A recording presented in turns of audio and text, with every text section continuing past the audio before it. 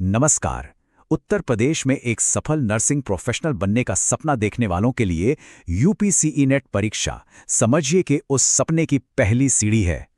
तो चलिए आज इसी परीक्षा से जुड़ी हर जरूरी जानकारी को बिल्कुल सरल शब्दों में समझते हैं।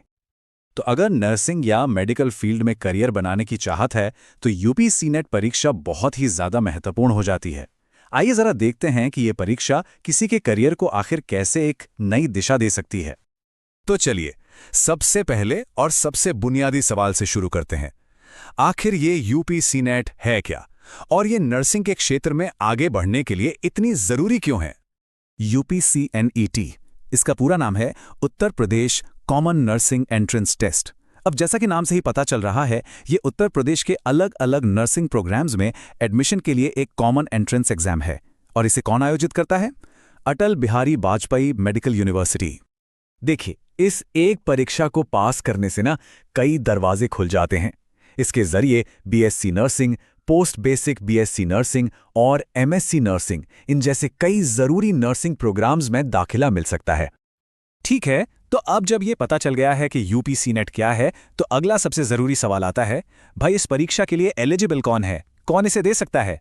चलिए इसकी पात्रता मानदंडों पर एक नजर डालते हैं।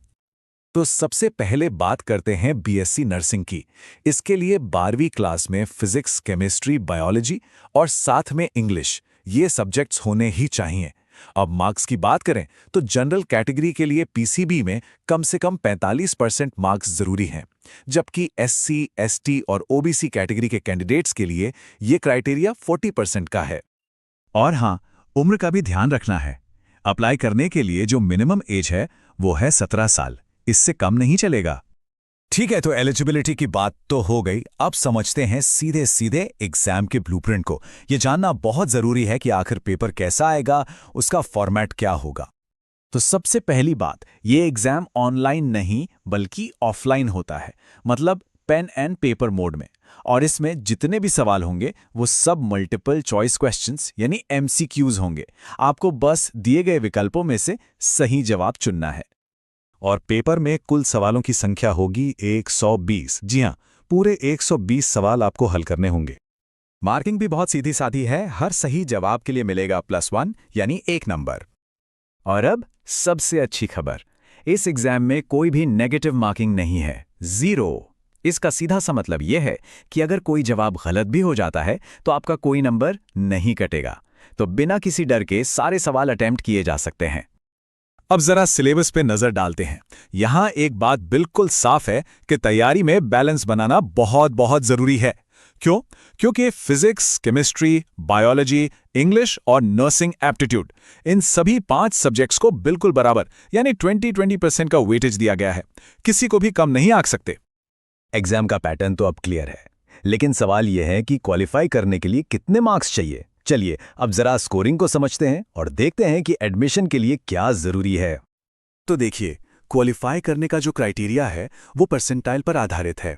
जनरल कैटेगरी के लिए जरूरी है कम से कम 50th परसेंटाइल, और वहीं जो रिजर्व्ड कैटेगरीज हैं ओबीसी, एससी और एसटी, उनके लिए ये कट ऑफ 40th परसेंटाइल है।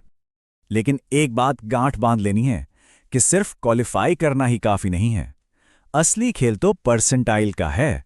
परसेंटाइल जितना ज्यादा होगा, मनपसंद कॉलेज में सीट मिलने का चांस भी उतना ही बेहतर होगा।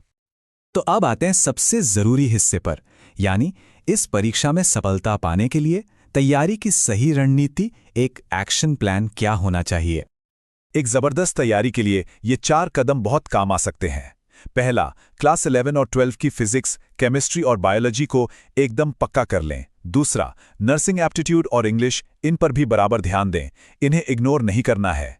तीसरा, पिछले साल के पेपर्स और मॉक टेस्ट, इन्हें जितना हो सके उतना सॉल्व करें। और चौथा, एक अच्छा सा टाइम टेबल बनाकर रोज उसे फॉलो करें। तो ये थी यूपीसी नेट परीक्षा से जुड़ी सारी अहम जानकारी।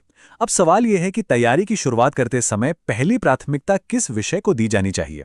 इस पर सोचकर एक अच्छी रणनीति बनाना और फिर अपने नर्सिंग करियर की तरफ पहला कदम बढ़ाना, यही अगला पड़ाव है।